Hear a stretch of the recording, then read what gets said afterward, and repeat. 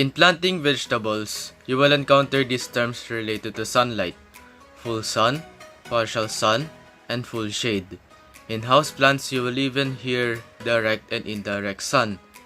In this video, I will chop it down so you will understand. Full sun crops tend to enjoy more than 6 hours of sun.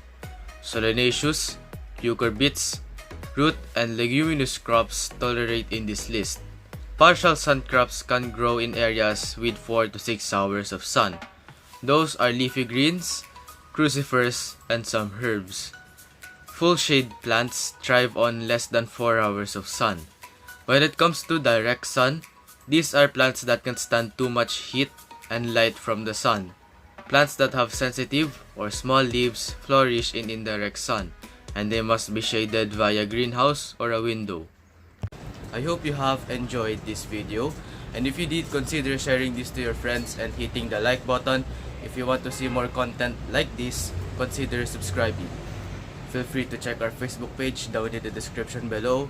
This is At Kashel, signing out.